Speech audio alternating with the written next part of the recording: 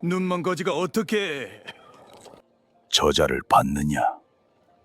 눈먼 거지가 칼을 잡다니.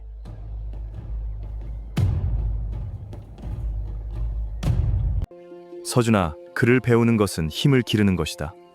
할아버지처럼요? 그래, 할아버지처럼. 무열날이 정말 살아계셨군요.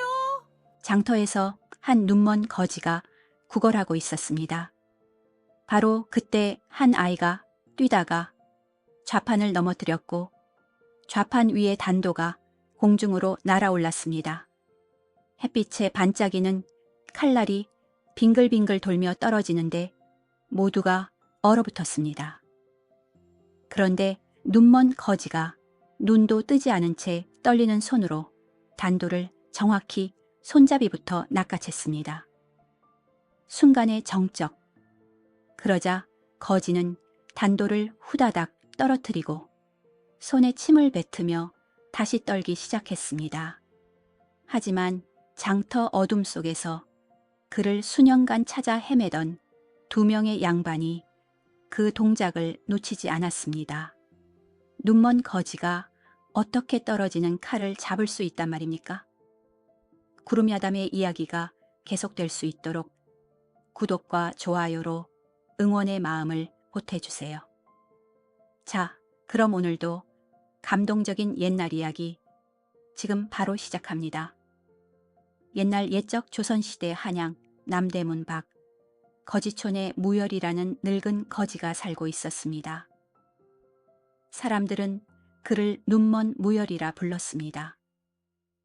그의 눈은 백태가 끼어 하얗게 변해 있었고 지팡이를 짚고 더듬더듬 걸어 다녔습니다. 몸은 마르고 옷은 누더기였지만 이상하게도 그의 등은 곧게 펴져 있었습니다. 마치 한때 군인이었던 것처럼 말이지요. 무열은 매일 같은 자리에 앉아 시주를 청했습니다. 장터 한 구석 커다란 느티나무 아래였습니다.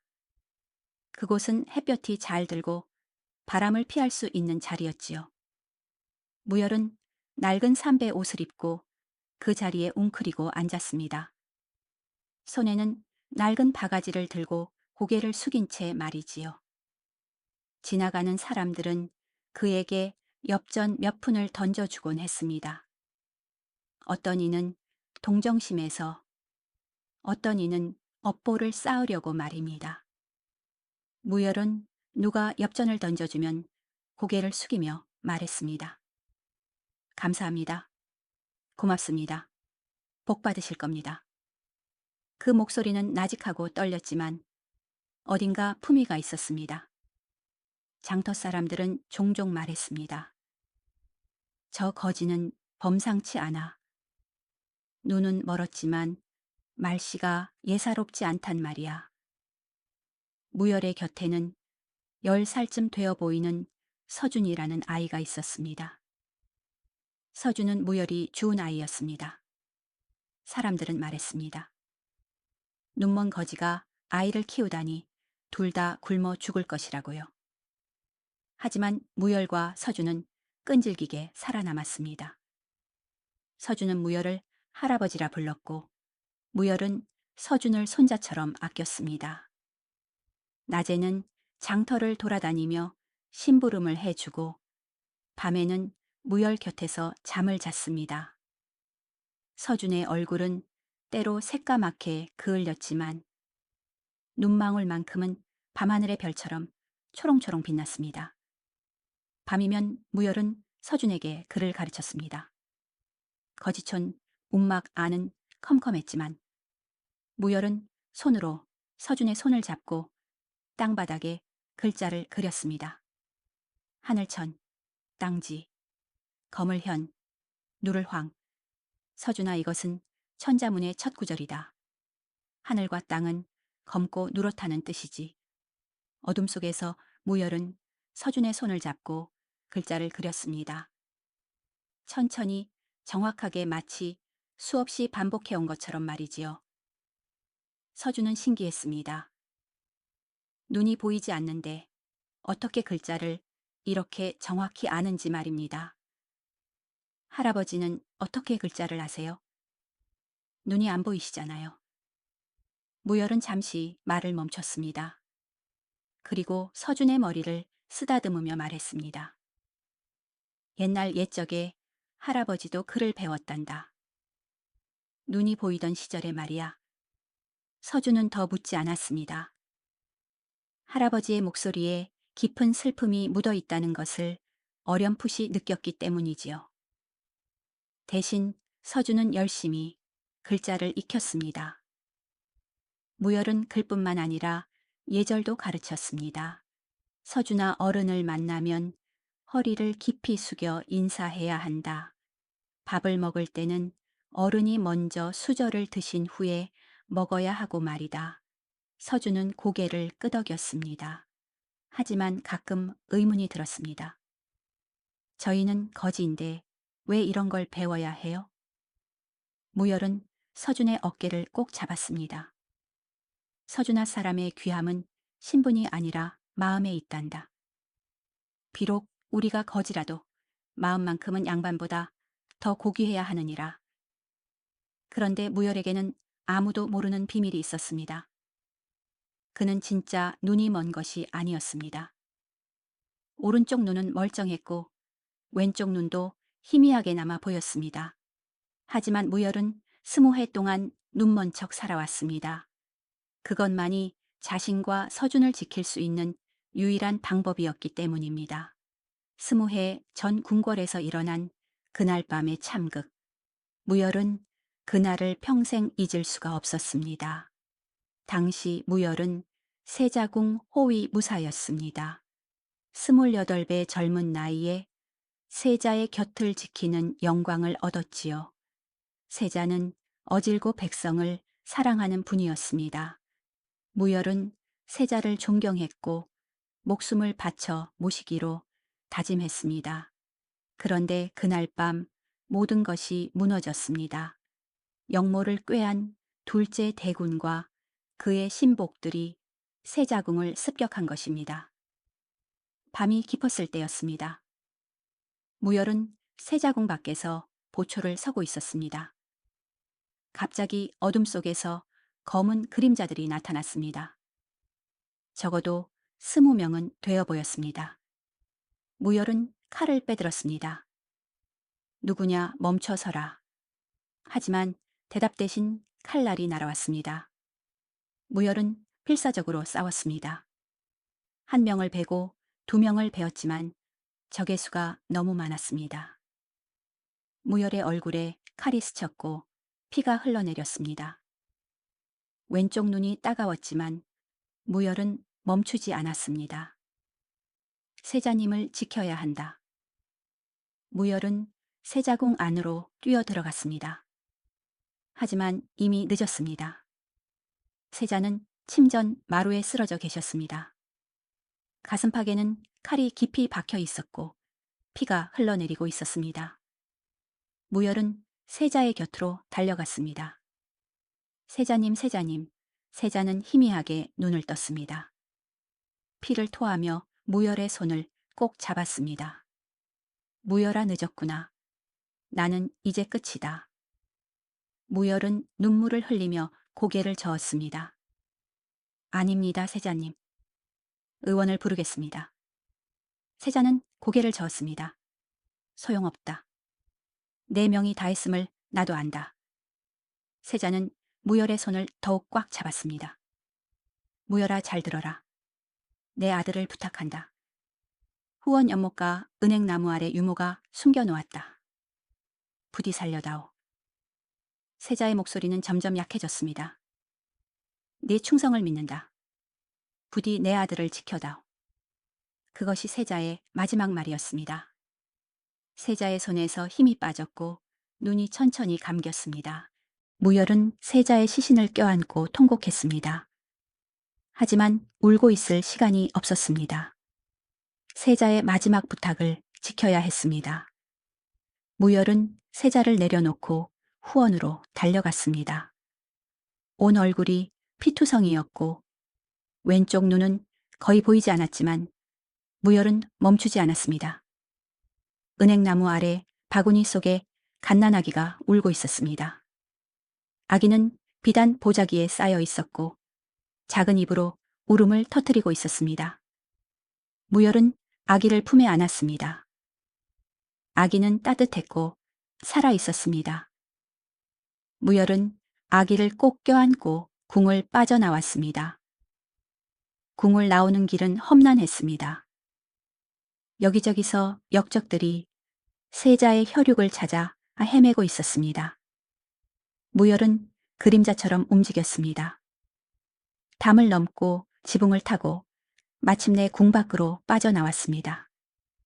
그의 얼굴에는 깊은 칼자국이 남았고 왼쪽 눈은 거의 보이지 않게 되었습니다. 하지만 아기는 무사했습니다. 무열은 궁을 떠나 거지가 되었습니다. 자객들의 눈을 피하기 위해서였습니다. 무열은 얼굴의 상처를 그대로 두었습니다.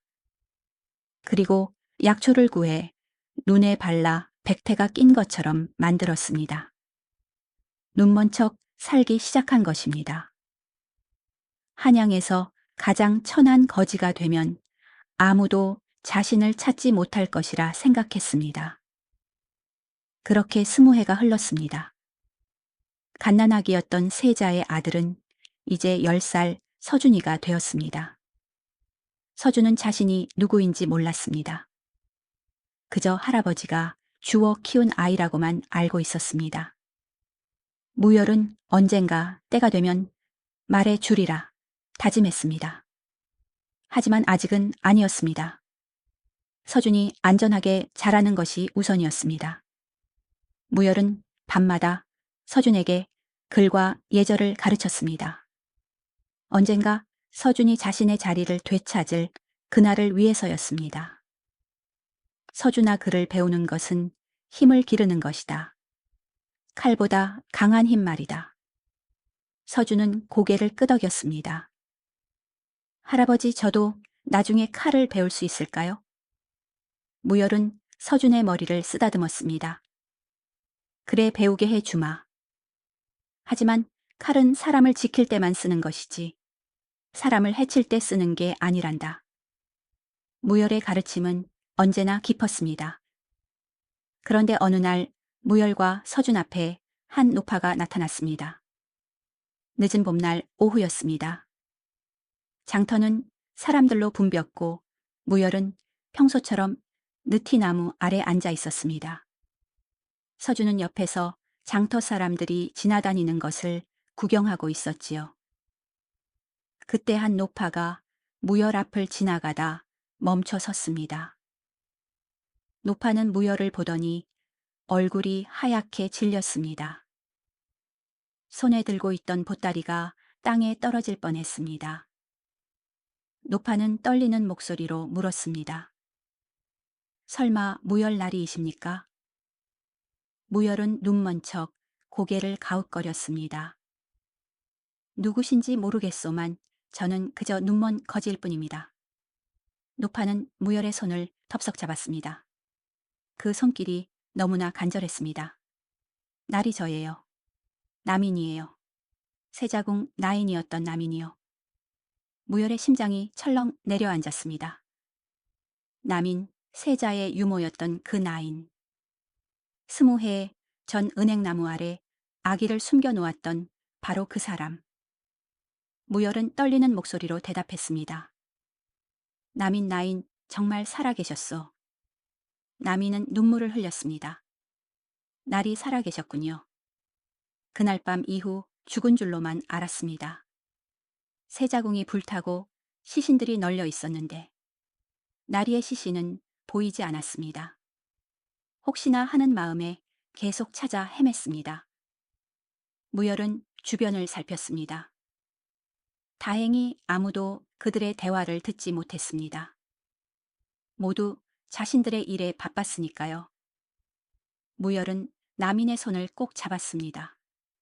나인, 조용히 하시오. 여기서 이러면 안 됩니다.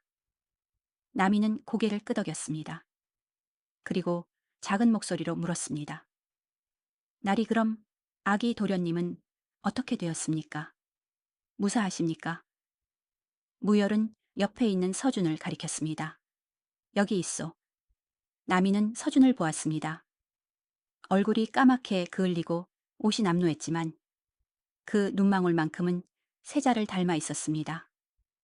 남이는 입을 막고 울음을 참았습니다. 도련님 살아계셨군요. 정말 살아계셨군요.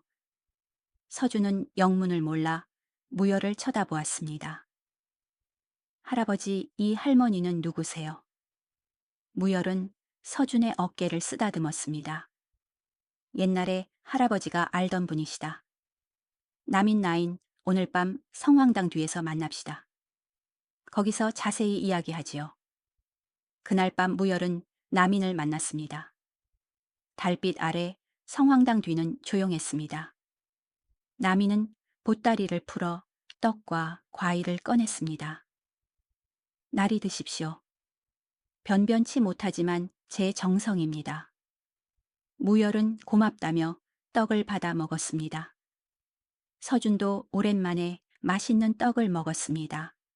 남이는 모든 것을 이야기했습니다. 둘째 대구는 역모에 성공한 뒤 왕이 되었습니다. 세자는 병으로 죽었다고 거짓 발표했습니다. 그리고 세자의 모든 혈육을 찾아 죽였습니다. 세자빈도 목숨을 잃었고 세자의 친척들도 모두 죽임을 당했습니다. 하지만 갓난아기만은 끝내 찾지 못했습니다. 왕과 그의 신복 최대감은 아직도 그 아이를 찾고 있습니다. 20해가 지났지만 포기하지 않았습니다. 만약 세자의 혈육이 살아있다는 사실이 밝혀지면 왕의 정통성에 금이 갈 것이기 때문입니다. 남인의 목소리는 떨렸습니다. 날이 조심하셔야 합니다. 초의 대감의 자객들이 아직도 한양 곳곳을 뒤지고 있습니다. 무열은 남인의 손을 꼭 잡았습니다. 걱정 마시오. 아이는 안전합니다. 제가 지켰습니다. 20해 동안 단 한 번도 위험에 빠뜨린 적이 없습니다. 남인은 눈물을 흘렸습니다. 감사합니다, 나리. 정말 감사합니다. 세자님께서 나리를 믿으신 것이 옳았습니다. 남인은 이제 늙어서 궁을 나와 한양에 살고 있었습니다. 궁녀로 일생을 보낸 남인은 의지할 곳 없이 혼자 살고 있었지요. 남인은 무열에게 말했습니다. 날이 아직 늦지 않았습니다. 왕의 악행을 고발하고 진실을 밝혀야 합니다. 도련님을 제자리로 돌려놓아야 합니다. 무열은 고개를 저었습니다. 증거가 없소. 20해가 지났소. 누가 우리 말을 믿겠소. 게다가 왕은 아직도 권력을 쥐고 있소. 우리가 나서는 순간 죽임을 당할 것이오. 남인은 품에서 무언가를 꺼냈습니다. 이것이 증거입니다. 남인의 손에는 비단 보자기에 쌓인 작은 옥파애가 있었습니다. 보자기를 풀자 달빛 아래서 옥파애가 은은하게 빛났습니다. 세자의 옥파애였습니다. 세자께서 돌아가시기 전 제게 주셨습니다. 언젠가 아기 도련님께 전하라고 하시며요. 저는 이것을 20해 동안 품에 지니고 살았습니다. 무열은 옥패를 받아 들었습니다. 옥파의 뒷면에는 세자의 이름이 새겨져 있었습니다. 이것이 있다면 서준의 신분을 증명할 수 있었습니다. 하지만 무열은 두려웠습니다. 왕은 아직도 권력을 쥐고 있었습니다. 자신과 서준이 나서는 순간 죽임을 당할 것이 뻔했습니다. 남이는 무열의 망설임을 알았습니다. 날이 하늘은 반드시 악을 심판합니다. 우리는 다만 때를 기다려야 합니다. 때가 되면 반드시 길이 열릴 것입니다. 무열은 옥패를 품에 넣었습니다. 알겠소. 때를 기다리겠소. 그로부터 석 달 뒤 궁궐에 큰 변화가 일어났습니다. 왕이 갑자기 병에 걸린 것입니다. 원인 모를 병이었습니다. 온몸에 종기가 나고 고열에 시달렸습니다. 밤마다 악몽에 시달렸고 형의 모습이 보인다며 비명을 질렀습니다. 의원들은 속수무책이었습니다. 온갖 약을 다려도 차도가 없었습니다. 침을 놓아도 소용이 없었습니다. 왕은 날로 쇠약해져 갔습니다. 얼굴은 누렇게 뜨고 몸무게는 점점 줄어들었습니다. 사람들은 속삭였습니다. 하늘의 벌이라고 세자를 죽인 죗값이라고 말입니다. 그런데 왕의 신복 초의 대감이 움직였습니다. 초의 대감은 왕이 죽으면 자신도 끝장이라는 것을 알았습니다. 왕과 함께 역모를 주도했고 세자를 죽이는데 앞장섰으니까요. 왕이 죽으면 모든 것이 밝혀질 것이고 자신의 목숨도 위태로울 것입니다. 최 대감은 다른 계획을 세웠습니다. 세자의 혈육을 찾아 죽이는 것입니다. 만약 세자의 아들이 살아있다면 왕위 계승에 문제가 생길 것입니다. 그렇게 되면 자신도 역적으로 몰려 죽을 것이 뻔합니다. 최 대감은 몰래 자객들을 풀었습니다. 무열과 서준을 찾아내라는 명령이었습니다. 20해 동안 끈질기게 추적해온 최 대감이었습니다. 그는 최근 이상한 첩보를 받았습니다. 한 늙은 궁녀가 남대문 밖 거지촌에 자주 간다는 것입니다. 그 궁녀는 세자궁에서 일했던 남인이었습니다. 최 대감은 직감했습니다. 남인이 찾아가는 그 눈먼 거지가 바로 무열이라는 것을 말입니다. 어느 날 밤 무열과 서준이 잠든 움막에 자객들이 들이닥쳤습니다. 달도 없는 깜깜한 밤이었습니다. 자객들은 조용히 움막을 포위했습니다. 그리고 횃불을 던져 불을 질렀습니다. 마른 지프로 엮은 움막은 순식간에 불길에 휩싸였습니다. 무열은 번쩍 눈을 떴습니다. 코를 찌르는 연기 냄새와 타닥타닥 타는 소리가 들렸습니다. 서준아, 일어나라. 빨리. 무열은 서준을 흔들어 깨웠습니다. 서준은 놀라 눈을 떴습니다. 할아버지 불이에요. 무열은 서준을 업고 불길을 뚫고 나왔습니다. 하지만 밖에는 칼을 든 자객들이 기다리고 있었습니다. 5명의 자객이 무열과 서준을 포위했습니다. 자객 두목이 칼을 들고 비웃었습니다. 눈먼 거지치고는 움직임이 빠르구나. 역시 내 짐작이 맞았어. 내 놈이 바로 무열이지. 무열은 서준을 땅에 내려놓았습니다. 서준아, 뒤로 물러서거라.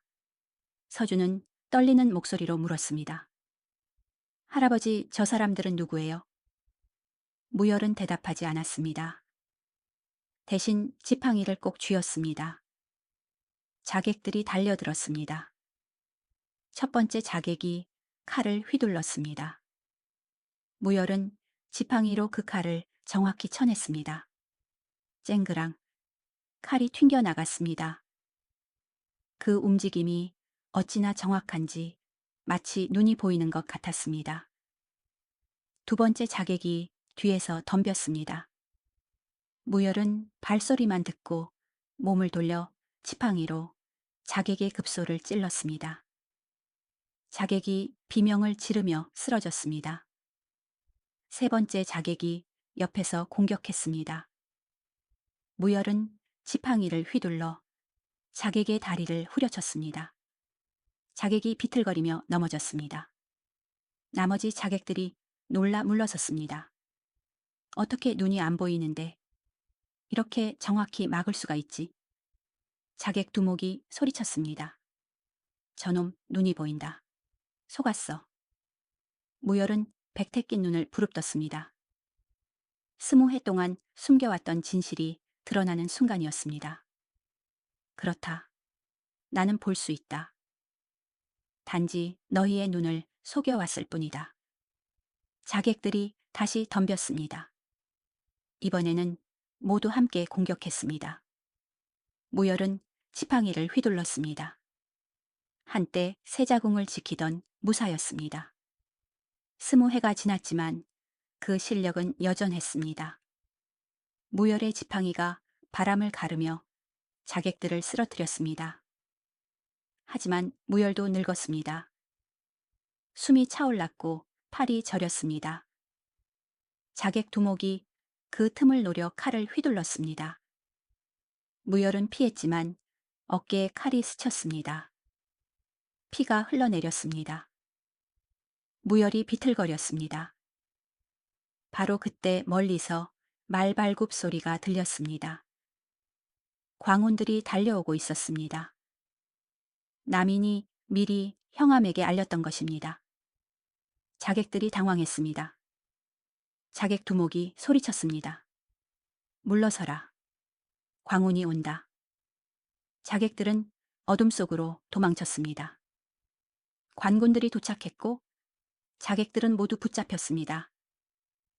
형암이 말에서 내려 무열 앞으로 다가왔습니다.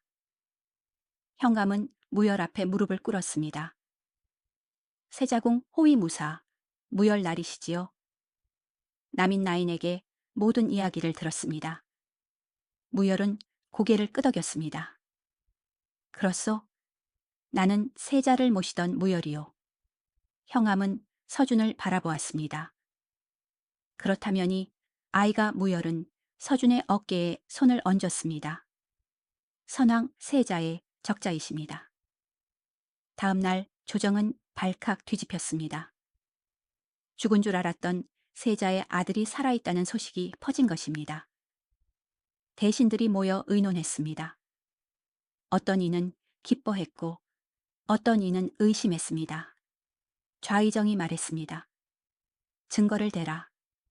20해가 지난 지금 어떻게 그 아이가 세자의 아들임을 증명할 수 있느냐. 거짓말을 하는 것은 아니냐.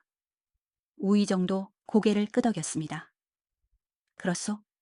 확실한 증거가 필요하오. 무열은 품에서 세자의 옥패를 꺼냈습니다. 이것이 증거입니다. 세자께서 돌아가시기 전 남인 나인에게 주신 옥패입니다. 무열은 옥패를 높이 들어 보였습니다. 옥패에는 세자의 이름이 새겨져 있었고 왕실의 문양이 새겨져 있었습니다. 남인도 앞으로 나와 증언했습니다. 20해 전 그날 밤의 진실을 말했습니다. 둘째 대군이 세자궁을 습격했고 세자를 죽였다는 것을 말입니다. 남인의 목소리는 떨렸지만 또렷했습니다. 제가 직접 아기 도련님을 은행나무 아래 숨겼습니다. 그리고 무열나리께서 도련님을 구해주셨습니다. 붙잡힌 자객들도 하나둘 입을 열었습니다. 최 대감의 명령을 받았다고 세자를 죽인 것도 최 대감이 시켰다고 증언했습니다. 자객 두목은 무릎을 꿇고 말했습니다. 20해 전 그날 밤 저도 세자궁 습격에 참여했습니다. 최 대감이 시킨 일입니다. 증거가 쌓여갔습니다. 대신들은 더 이상 의심할 수 없었습니다. 진실이 명백했기 때문입니다. 궁지에 몰린 최 대감은 왕의 병상으로 달려가 애원했습니다.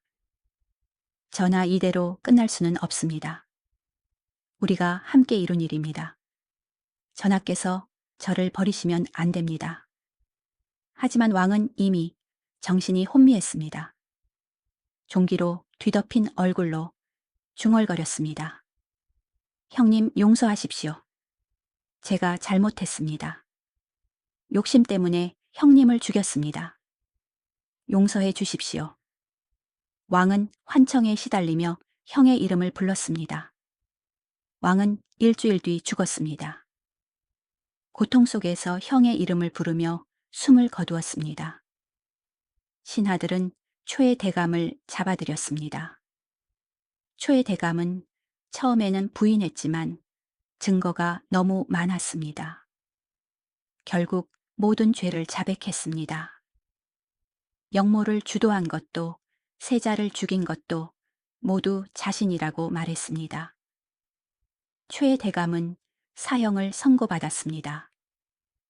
형장으로 끌려가는 길, 최 대감은 하늘을 올려다보며 외쳤습니다. 권력을 탐했다가 목숨을 잃는구나. 재물을 모았지만 가져갈 수 없구나. 빈손으로 왔다가 빈손으로 가는구나. 최의 대감의 목소리는 처량했습니다. 조정 대신들은 서준을 왕으로 옹립하려 했습니다. 정통 혈통이었습니다. 당연히 왕위를 계승해야 했습니다. 좌의정이 서준 앞에 무릎을 꿇었습니다. 도련님, 왕위에 오르십시오.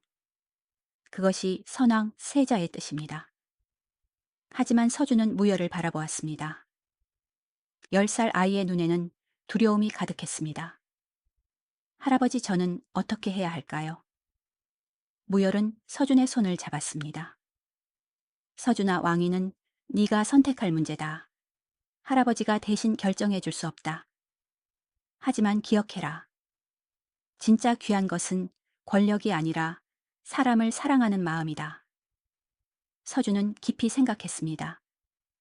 그리고 조정에 나가 어린 목소리로 말했습니다. 저는 왕위를 사양합니다. 저는 20할 동안 백성으로 살았습니다.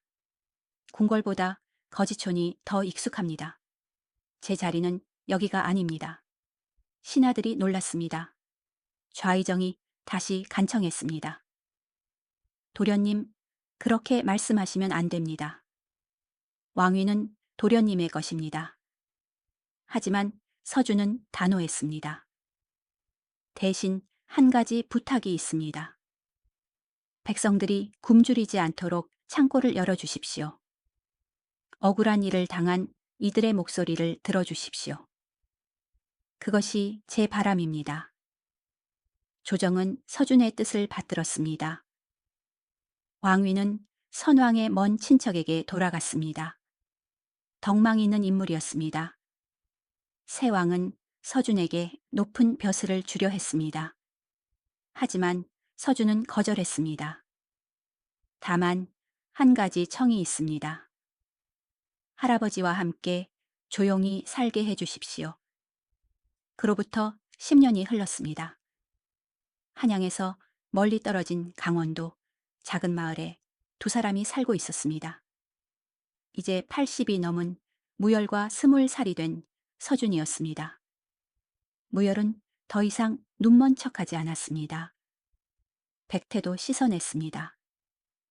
비록 왼쪽 눈은 여전히 잘 보이지 않았지만 오른쪽 눈만으로도 세상을 보는 데는 충분했습니다.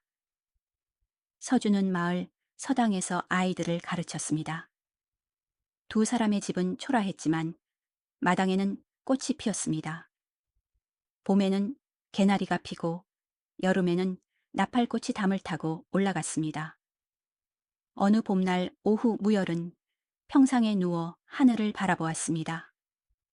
파란 하늘에 흰 구름이 천천히 흘러갔습니다. 서준은 할아버지 곁에 앉아 책을 읽었습니다. 평화로운 오후였습니다. 무열이 조용히 말했습니다. 서준아, 후회하지 않느냐? 왕이 될 수도 있었는데. 서준은 책을 덮고 미소 지었습니다. 할아버지, 저는 이미 세상에서 가장 귀한 것을 가졌는데요. 무엇이냐? 할아버지의 사랑이요. 이보다 더 귀한 게 어디 있겠어요? 무열의 눈가에 눈물이 맺혔습니다. 그래, 잘했다. 권력은 언젠가 사라지지만 사람 사이의 정은 영원하단다. 두 사람은 그렇게 평화롭게 나날을 보냈습니다. 권력도 없었고 재물도 없었습니다. 하지만 서로를 아끼는 마음만큼은 세상 누구보다 풍족했습니다. 마을 사람들은 두 사람을 존경했습니다. 서준은 아이들에게 글을 가르쳤고 무열은 지나온 이야기를 들려주었습니다. 충성과 의리에 대해 진짜 용기란 무엇인지 말해 주었습니다. 어느 날 한 아이가 물었습니다. 할아버지는 왜 복수하지 않으셨어요? 나쁜 사람들이 벌 받게 하지 않으셨어요. 무열은 아이의 머리를 쓰다듬었습니다. 복수는 하늘이 하는 거란다. 사람이 할 일은 옳은 일을 지키는 것뿐이지. 그리고 보거라. 악한 자들은 결국 스스로 무너졌지 않느냐? 지금까지 눈먼 거지와 세자의 아들 이야기 어떠셨나요? 무열은 20해 동안 눈먼 척하며 세자의 혈육을 지켰습니다. 복수가 아니라 충성으로 말입니다. 그리고 서준은 왕위보다 사람을 선택했습니다. 진정한 귀함은 권력이 아니라 사랑에 있다는 것을 알았기 때문입니다. 여러분도 인생에서 선택의 순간을 만났을 때 무엇이 진짜 소중한지 생각해 보시기 바랍니다. 권력과 명예는 언젠가 사라지지만 사람을 향한 진심은 영원히 남으니까요. 그리고 복수는 하늘에 맡기십시오. 악한 자는 반드시 그 대가를 치르게 마련입니다. 다음 영상을 빠르게 만나보시려면 좋아요와 구독을 눌러주세요. 감사합니다.